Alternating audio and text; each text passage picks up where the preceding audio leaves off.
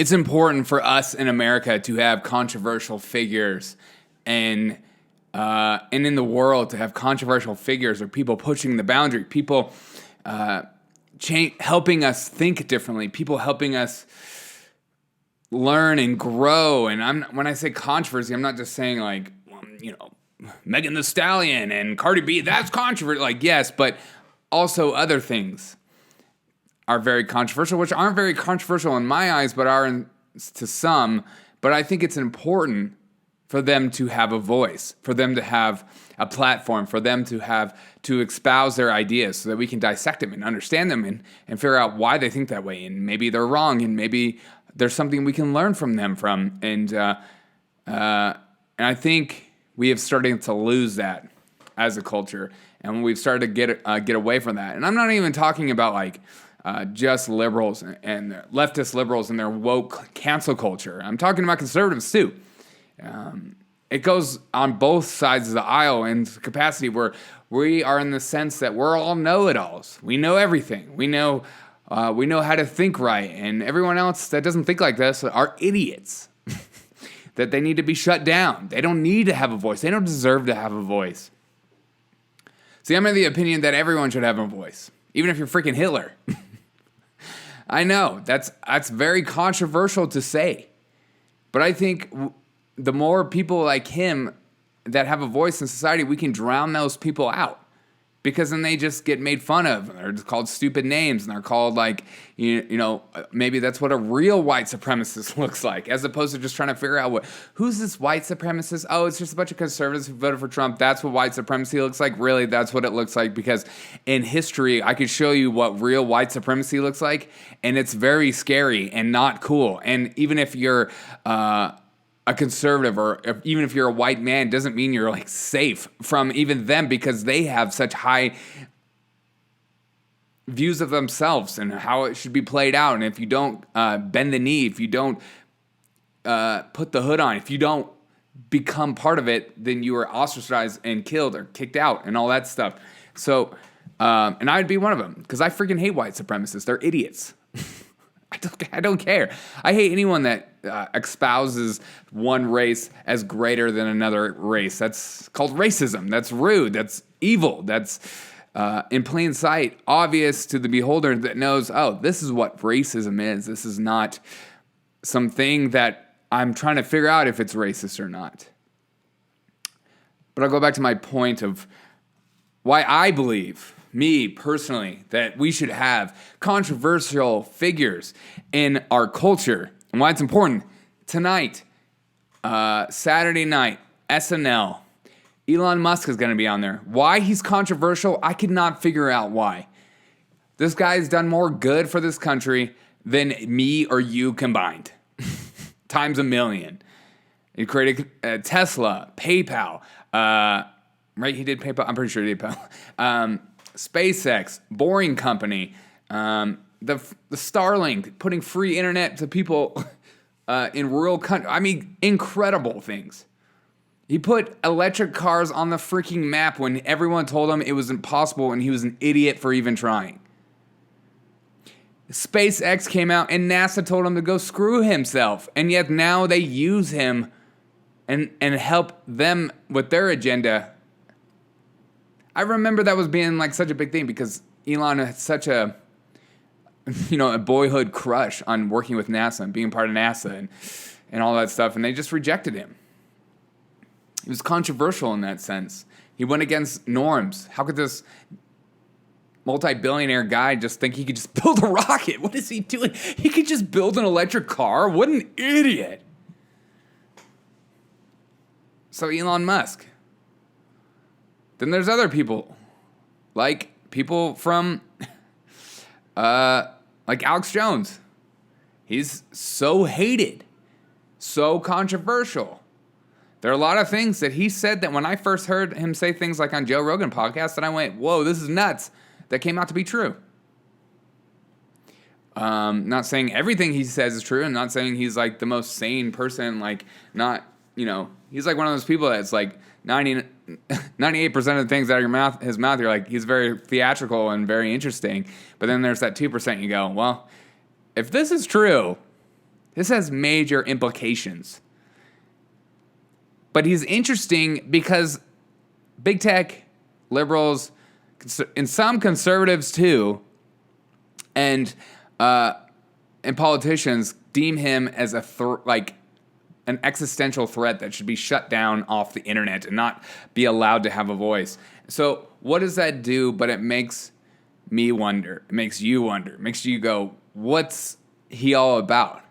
In fact, the other day I watched one of his shows for the first time in my life because I kept thinking I've never seen his show. And here I am laughing at things he says and just thinks he's an interesting character and just a big goofball and very just interesting and chaotic and psychotic and maybe a little insane and maybe drinks too much. There's just a lot. His January 6th stuff was probably way over the top. Even he admits it himself, and he regrets doing the things he did. But I watched the show for the first time, not because I care about what he has to say, because I thought, this person is not allowed to have a platform. Why aren't they allowed to have... Why is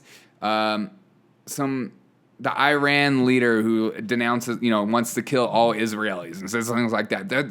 That person's totally core. Like the CCP, they're allowed to say things even though they have Uyghur Muslims in camp, and we still use them and to build products and stuff like that. Those people are allowed a platform, but somebody like an Alex Jones isn't.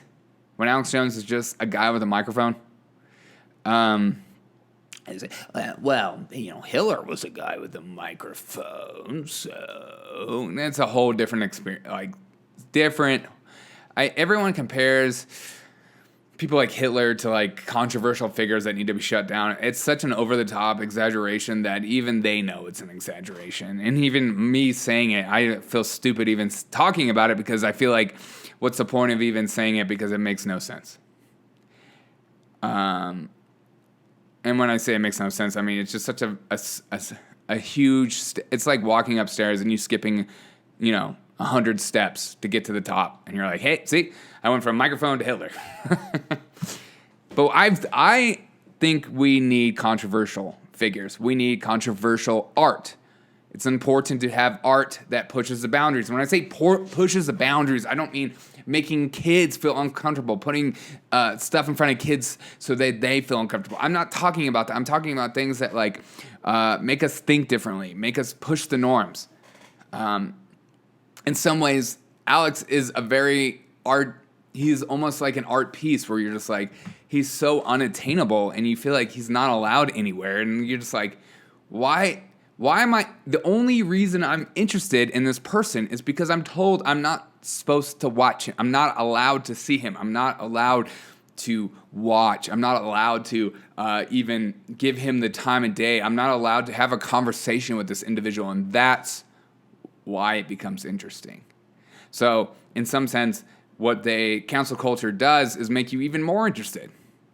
Like the canceling of these silly Disney movies makes me want to watch them. I don't want to watch Disney movies right now.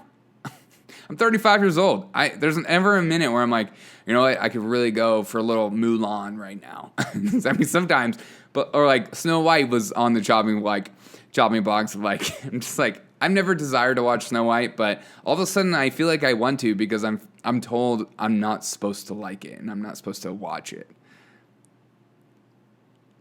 And it's such a weird place we are in as a society where when I was growing up, it was the liberals that were pushing the boundaries. It was the liberals that were saying, F the government, F you, you can't tell me what to do. It was like Rage Against the Machine kind of logic. And now those people are the authoritarianism. Those people are like, no, you need to submit, you need to follow these rules in order to live life. And we're all in this collective. We're all doing this together. We're all part of the system. And we want to take down the wrong system and stuff like that. Where it's the conservatives, they're going, no. We're the new Rage Against the Machine. We're the new punk rock. The punk rock. When I went to I went to a bar the other night where they had a band. It was fantastic. It was a good time. It's the first time I've ever been there on their website. They're very conservative. They're just if you think trucks and motorcycles and COVID-19 is propaganda bullcrap, then you're going to love this place. And he's just reading it. I'm just laughing. But I went there. I had some friends that go there, and it was a fantastic time. But it was a packed bar, and the band was rocking, and no one was wearing masks. And I'm thinking in my head the whole time I'm in there, I'm like, this feels so rebellious right now. This feels so controversial.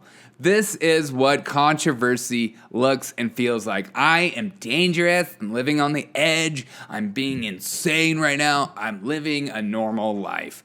And that is punk rock, going against the norms, the leadership, what the system tells you to do. And the system says, put your freaking mask on, even if you're vaccinated, stay socially distanced. If you're walking outside alone, make sure you have your mask on, because you don't know who can just come in your mask radius, your body radius, and infect you with their stuff. But that was rebellious. That was punk rock. That was... I feel like such an old man saying, that was punk rock. That was rebellious. But no, seriously it was. And it's against the norm. And it's funny that when I tell my liberal friends that I did that, they're like, oh my God, how could you? And I'm looking at them laughing like, you were the crazy one when I was growing up. You were the one that was just like, I got piercings here, and in my nose, and in my butt cheeks are pierced together. I'm sorry, I don't know where that camera. I gotta take my butt cheek earring out just to poop sometimes. I don't know if that's a thing that should never be a thing, but it was like they were the rebels. But now all my friends, with all their tattoos everywhere and their piercings everywhere. And not that saying that like conservatives don't have tattoos and piercings. In fact, I had tattoos and piercings, and I've always kind of leaned towards more conservative. I'm conservative, libertarian, and I have a little bit of liberal tendencies. So I'm like all over the spectrum a little bit. I'm not in one box. That's why I call my show The Politically Homeless, because I feel like I don't fit anywhere. I feel like I'm more... I try to think through issues logically and have a logical conclusion, and not just because the news tells me to think this way. I don't think this way. So that's a libertarian side of me of that. And also I feel like economically conservative mindset does better, but also there's the liberal side of me that wants to help people in need. So I feel like I have a spectrum of stuff where I'm not just like, I'm in this box. In fact, I hate being in box. In fact, it's like anytime I get in a room, and if I'm in a room full of liberals, I get more conservative. If I'm in a room full of conservatives, I get more liberal. It's like, I don't know if that's like a psychotic tendency, but I just feel like I like to think differently, and I like to push the boundaries, and I like to just challenge myself in the way I think sometimes in situations, because I never feel like I have like all the right answers, and I don't want people to think that of my show, that they come to me for like deep knowledge that I'll never change. I might change. I have no idea. I just feel like right now my mission is to speak truth to power, because right now it's power that's dictating the truth. And you can clip that. I'm just kidding. But I think it's important for us to have controversial figures, and I think it's important for us as a society to grow in that direction, because they're the ones that challenge things. They're the ones that say, no, this is not science. Here's the science. Here's what's actually happening. Here's the statistics. Here's what it is by the numbers. And we're in a pandemic that has a 99% survival rate compared to the whole population size, and that is controversial when it shouldn't be. It should be argued. It should be put out in front. It should be saying, no, actually, this is the real statistics, and this is how it should help. And that's why people are they're not excited about taking the vaccines, except for the ones who are all about the system, and they're about the power, and they just want to be a part of the collective, and they want to be a part of whatever political faction we're in at the time. They are like, hey, I voted Biden, so I'm going to take the vaccine, even though when Trump was in power, Kamala Harris was like, I would never take a vaccine that Trump did. I don't know why I gave her that accent. But she was like, I'm not going to take Trump's vaccine. And now she's like, yeah, everyone take a vaccine. You're like, wait a minute. So is this all about theater, and this is all about just bending the knee and being a part of whatever political faction you are? Because that's what it's starting to feel like. and it's getting exhausting. I even hate it. I hate it on both sides. I don't like. I like getting together. I like meeting new people, and I just feel like as a country we're like drifting far apart from that too. Where my conservative friends don't really want to talk to liberal friends. My liberal friends don't want to talk to conservative friends. My liberal friends are like talking to my conservative friends, just like, why aren't you taking the vaccine? You're just like insane. Why wouldn't you do that? That's so dumb. Why? And you're just like, when did you become such big pharma? Why? We never talked about the vaccine, getting the flu vaccine before, but now we're talking about this every 5 seconds. Like, why? Because it's showing who's part of the team and who's not. And I hate that. And I wish we celebrated, we went back to being more focused on the controversial figures as opposed to controversial collective groups in our country. And I think it's important, again, for us to have controversial art and figures. Like, even the art nowadays is lame. Some of the hip-hop art, so like, just no one's pushing boundaries besides sexually. It's like, okay, we get it. I mean, she can do whatever, like Cardi B, Megan, they can do whatever they want. I don't care. I don't have to listen to it. They don't let their kids listen to their own music. That's something they have to deal with mentally, because I don't understand that. Like, I would never do something in my life where I'm like, I don't want my kids to hear what I just said.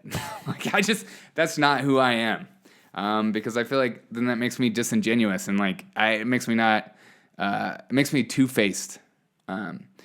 Maybe I won't curse in front of my kids that much, as much as I possibly can't. But other than that, I feel like I'll be the same person. So we need controversy because it encourages us to learn, encourages us to grow, and it encourages us to debate culture and figure out what is actually needed and what needs to be thrown away, as opposed to today's culture where we just see something we don't like and then we immediately throw it away and tell it to shut up, because that doesn't make it go away. These things that people are trying to cancel and get rid of, it only makes those things stronger. And it doesn't help us grow and doesn't help us come together as one. And it continues to spread us apart in our different factions, our different ideologies, our different ways of thinking, in our different groups, where we have like the liberals and then the conservatives and then the moderates, who are like, I guess those people are now conservative now because they're just so tired of being told that they can't think freely and they can't have an open discussion. They can't have they can't speak freely. So this is why I think it's important for us to have controversial figures. And those are just my thoughts of the week. I hope you guys enjoyed it. Let's get into some of the discussion you guys sent over. Do you invest in cryptocurrency? Yes, I do invest in cryptocurrency, and I would never tell you what to do with your money because I don't want to be sued for it. I know there's some kind of stupid rules, but I am in Ethereum right now. I was in Doge as a joke, and I got out, made a little bit of money, but I got out. I didn't make a lot. I don't invest a lot in crypto. I think it's fun. I'm more heavily invested in like gold right now. Because I think inflation is coming. But I'm not telling you to do that, as always. And other things that I look at investing in, as far as stock market, is a lot of tech companies that people buy their products online and get shipped them. I'm talking Amazon, like, what did I just get? What is that? What is it called? I don't know. It's where you get your dog food from. Dog food online. What is it called? Dog food online is like Chewy. That's it. Thank you. Somebody probably said in their car, like, Chewy, just say it. Yeah, I'm investing heavily in Chewy. I made a lot of money on that. So, because I think I hate going to PetSmart. I hate going to PetSmart and buying stuff, so Chewy is where it's at, and it's way better than Amazon for dog food. Next question. Omni-Man versus Doomsday DC. Who takes the fight? All right. Let's get nerdy. Omni-Man, for those who don't know, is based on the fictional character of basically Mr. Universe, I think. Image Universe. and I don't know if you've seen that Amazon show where that guy, it's kind of like an adult superhero show, but he is Omni-Man, and then Doomsday is like the super villain for DC Comics. And I'm going Omni-Man. I'm just going to say it. I think Omni-Man would destroy him. He's got super speed, strength, virtual immortality, has incredible fight strength. I mean, he just seems like can't be defeated. So I'm going Omni-Man. Fight me. But Doomsday looks crazy. Okay, back to real life. What is your dream job? My dream job is doing this. Honestly, I would love to do this and produce more things. I love creating content. I love creating funny videos. I wish I had more time in the day to actually do it. So if this ever became if I ever made a lot of money from this podcast, I would. When I say a lot of money, if I made enough money on this podcast to live, to survive off of it, then I would make tons of content where I would just make funnier videos, and I would love to invite more. I love having conversations with guests. I would love to be a big enough channel where people would come on a lot and have conversations, because I think it's the only way. Again, the whole controversial thing. I think it's the only way we'll grow as a society is if we continue to talk to each other instead of spreading apart. I know there's one side of the aisle that's very, very focused on taking people out by wokeness and canceling people based on what they've said in the past or what they're about now or whatever company they're aligned with, whatever political party they're affiliated with, blah, blah, blah. And I know that's very heavily on the liberal side of the aisle, and I think that's not okay. But I think even though I think we as conservatives and libertarians and moderates and people who just feel like they don't fit in a box, that we should keep pushing the fight for unity in a form. And when I say unity, I don't mean like we agree on the same things, because that's what they think. They think that unity means we all agree on the same things and we do the same things together. No, unity to me is that I can sit in a room with somebody as insane as AOC and have a conversation like a normal freaking human being and maybe learn something from each other. I don't have to agree with anything she says. I don't have to agree with her politics. I don't have to agree with her theatrics by pretending to cry at the border. I don't have to agree with all that stuff. But I think it's mandatory, and it should be encouraged to have conversations and open the floor up for anyone to speak. That's why I think this is important. That's why I wanted to make this podcast again, even though I know it's not going to change the world or anything like that. But I just want to get in your head and my head that we should continue to push to encourage conversation with people, because I think that'll change our situation in America more. And the ground level, the groundwork is through conversating and enjoying each other's thoughts and pushing each other's thoughts and being okay to disagree with somebody else. And that's what I think. I hope you guys have a fantastic day, and happy Mother's Day to the mothers out there. For every mom except for my mom. I'm just kidding. I love you, Mom. You're the best mom in the whole world. I would never, ever trade you except for maybe a Dogecoin. I'm just kidding. Have a fantastic day, guys. Happy Mother's Day to the mothers, as always. I have a lot of moms that listen to this podcast. I appreciate you. Tell your kids to listen to this podcast, because I hope I inspire the younger generations, because I love doing that with kids. I love just hanging out with kids and having a good time and being goofy and all that stuff. I used to work in education, and that was my favorite thing in the world.